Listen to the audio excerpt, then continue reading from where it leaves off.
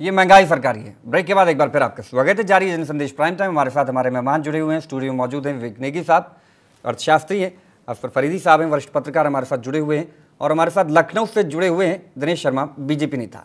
Break से पहले हम चर्चा कर रहे थे कि जो टैक्सेशन की पॉलिसी है जिसमें सेंटर और स्टेट दोनों मिलकर इतने टैक्स पेट्रोल पर लगाते हैं कि पेट्रोल का दाम आधे से दोगुना हो जाता है, यानी कि 34 रुपये का जो पेट्रोल है वो आप तक पहुंचते पहुंचते 68 रुपये तक पहुंच जाता है। सवाल ये है कि बीजेपी क्या अपने राज्यों में कहीं स्टेट के जो टैक्सेस हैं उनको घटाकर जनता को रियायत दे सकती है? सीधे जुड़ते हैं दिनेश शर्मा जी से। मैं कहूंगा कि आप अपने आंकड़े उठा के देख लीजिए। गुजरात में, मध्य प्रदेश में, छत्तीसगढ़ में और बिहार में ये जो टैक्स पेट्रोलियम पदार्थों पे हैं वो उत्तर प्रदेश, दिल्ली, आंध्र प्रदेश, कर्नाटका और महाराष्ट्र की अपेक्षा कम है। वहां पेट्रोल की कीमतें कम है। ये बात सही है कि जो बीजेपी सरकार में दो आते हैं, हिमाचल प्रदेश और उत्तरांचल, वहां पर पेट्रोलियम के दाम अभी उतने कम नहीं है जितने बीजेपी शासित अन्य राज्यों में। लेकिन शर्मा जी फिलहाल हालात काबू से बाहर हैं, और जो टैक्सेशन पॉलिसी है जो आपके स्टेट्स में आप बता रहे हैं ये वही टैक्सेशन पॉलिसी है जो पिछले 30 साल से चल रही है। अब तो ज्यादा राहत मिलने की जरूरत है ना। टैक्सेशन पॉलिसी जब तक नहीं बदलेगी, केंद्र की टैक्सेशन पॉलिसी जब तक नहीं बदलेगी, स्टेट की टैक्सेशन पॉलिसी में बहुत बड़ा बदलाव नहीं हो सकता।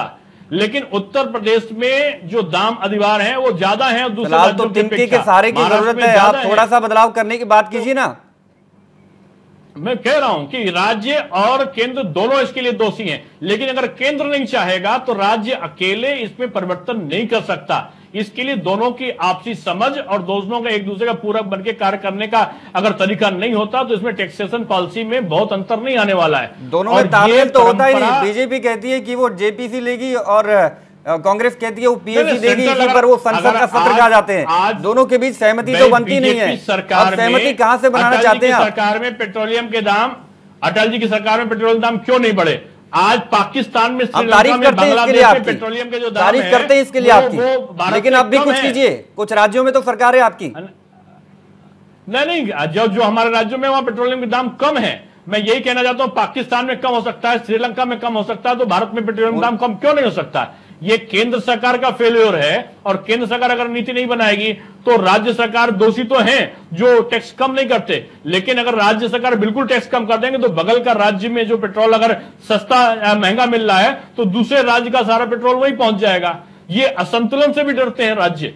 तो इस परेशानी को उनको समझना चाहिए कि पड़ोस के दो राज्यों के देश में बनाया हुआ है, दाम ट्रांसपोर्टेशन भी बहुत ज्यादा लगता है, और अगर दिल्ली में दाम 63 है तो मुंबई तक पहुंचते पहुंचते 68 हो जाता है। एक बड़ा शहर ऐसा भी है जहां पेट्रोल का दाम 71 रुपए प्रति लीटर भी है। तो इस अंतर की तो हम कल्पना भी नहीं कर सकते खत्म होने की, क्योंकि बहुत सारी भौगोलिक दिक्कतें भी हमारे सामने हैं और अलग अलग स्टेट्स की अलग अलग पॉलिसीज भी हैं। लेकिन अगर हम जीएसटी की बात करते हैं तो उम्मीद करते हैं कुछ ना कुछ हो जाए, उसमें भी काफी लंबा इंतजार है। लेकिन आज जो मौका है, यहाँ जनता महंगाई की मार से परेशान है। 7-5 रुपए बढ़े हैं, आप खुद परेशानी का इजहार कर रहे हैं, लेकिन आप धरने और प्रदर्शन के अलावा कुछ और करते हुए दिखाई नहीं दे रहे हैं। देखिए, लोकतांत्रिक देश में धरना प्रदर्शन एक रास्ता है। अन्ना हजारे जी को भी अनशन ही करना पड़ा, गांधी जी को भी अनशन ही करना पड़ा। मैं तो कह रहा हूं, आप तेल देखिए, तेल की धार देखिए। अभी केवल पेट्रोल नहीं बढ़ा है, अभी एक हफ्ते के अंदर केरोसिन ऑयल का दाम भी बढ़ेंगे, रसोई गैस का भी दाम पड़ेगा, और जो शर्मा जी अगर आप दाम बढ़ी गए, शर्मा जी आप गांधीवादी रास्ते पर चलते हुए अगर केवल धरना और प्रदर्शन करेंगे और जहां सियासत आपके हाथ में वहां भी कुछ नहीं करेंगे तो फिर जनता यही कहेगी कि ये सियासी मुद्दा बन गया है। भ्रष्टाचार देखिए, जब लोकसभा में भ्रष्टाचार के मुद्दे पर लोकसभा को बाधित करते हैं तो आप सब बोलते हैं कि आपको लोकसभा को चलने देना चाहिए था। हम धरना देते हैं तो आप बोलते हैं धरना क्यों दे रहे हैं? कौन सा रास्ता अख्तियार करना चाहिए लोकतांत्रिक पार्टी को? हाथ में हिंसा का हथियार नहीं ले सकते। आपके हाथ में कुछ और अधिकार भी तो है, कई राज्यों में सियासत भी तो है, वहां पर तो कुछ राहत दीजिए।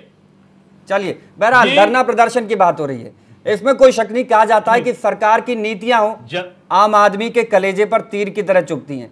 अगर वो जमात हो जो सड़कों पर नारे लगाती है, वहां भी मरता और पिसता आम आदमी ही है।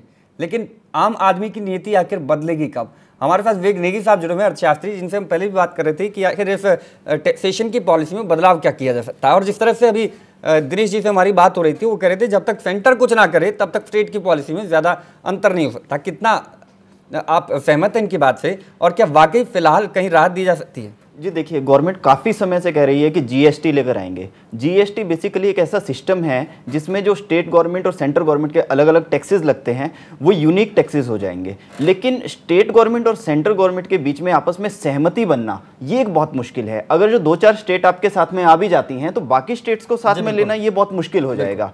तो ये बात तो अभी सपनों में ही कही जा सकती है कि जीएसटी लागू होगा या फिलहाल की स्थिति हम बात कर रहे हैं, क्या यहाँ पे कोई राज्य अपने स्तर पर राहत दे सकते हैं? बिल्कुल दे सकते हैं। देखिए, राज्य की अगर जो हम बात करें, आप हरियाणा में पेट्रोल के प्राइसेस देखेंगे तो ये 63 रुपीज़ है। आप महाराष्ट्र में जाएंगे तो 68 रुपीज़ है। 63 से भी ज्यादा है। 63.37 दिल्ली में है। हाँ जी। और 64 के करीब, 64 को क्रॉस कर जाता है अगर वो हरियाणा में होता है। हाँ जी, और वही प्राइसेस 68 हैं। साउथ इंडिया में और नीचे जाएंगे तो वही प्राइसेस आपके 71 हैं।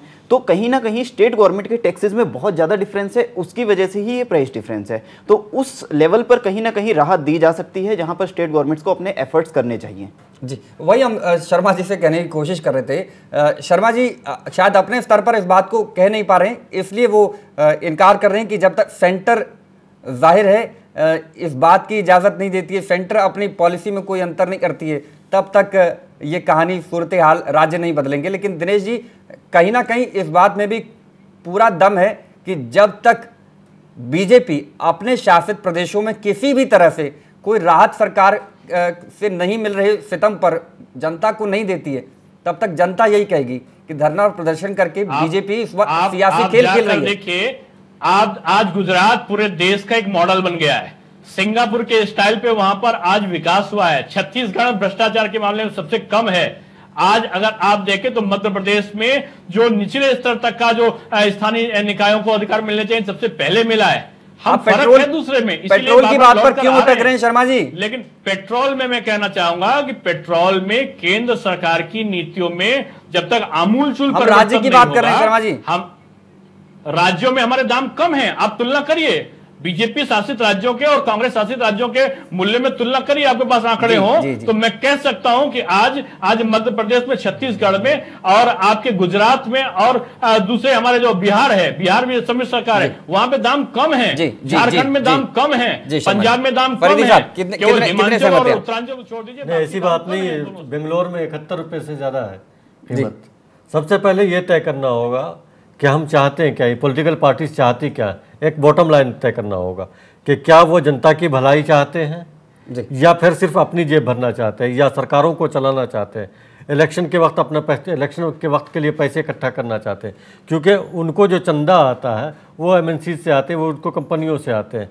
क्या वजह है कि जो पीएसयूज हैं, जो पब्लिक सेक्टर कंपनीज हैं, यूनिट्स हैं, जिसमें बैंक भी है और दूसरी भी कंपनी है, ये दिखाया जाता है कि ऑयल कंपनीज जो है वो घाटे में रहती हैं। बिल्कुल। क्या ऐसा है कि जो 10 दिन पहले $125 पर बैरल था, आज की डेट में यानी 17 मई को सिंगापुर की जो रिपोर्ट है वो $99 पर बैरल है।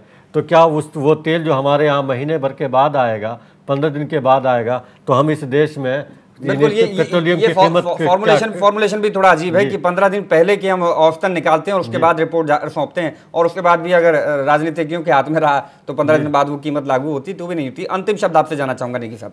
जी देखिए, पेट्रोल का मुद्दा तो हमने उठाई है। पेट्रोल के अलावा और बहुत सारी चीज़ें हैं जहां पर हमें कंट्रोल करना पड़ेगा।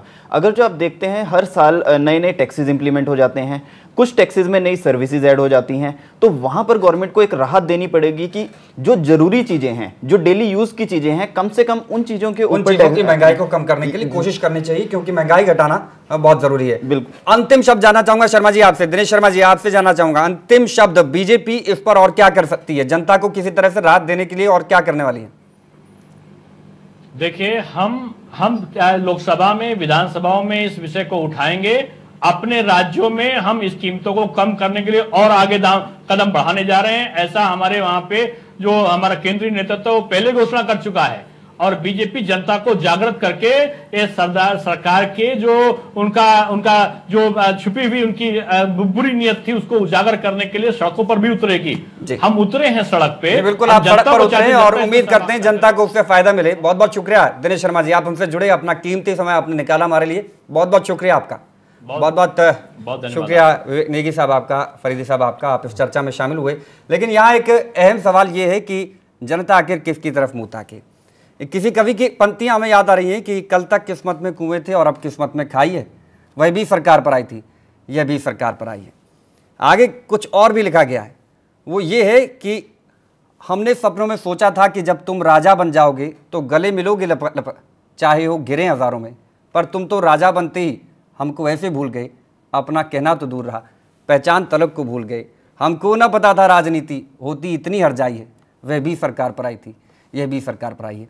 यही वो हालात हैं जो आज की जनता सोच रही है, क्योंकि सरकारें कोई भी हों लेकिन जो नीति है वो सरकारी हो जाती है। दर्द यही है। खत्म कर रहे हैं आज का जनसंदेश प्राइम टाइम, लेकिन चलते चलते आपको एक 1968 के ऐसे गीत के साथ छोड़ जाते हैं जिसमें महबूबा की वो पंक्तियां जो महबूब से कह रही है, आप महसूस करने की कोशिश कीजिएगा कि शायद जनता है जो आज सरकार से कह रही है।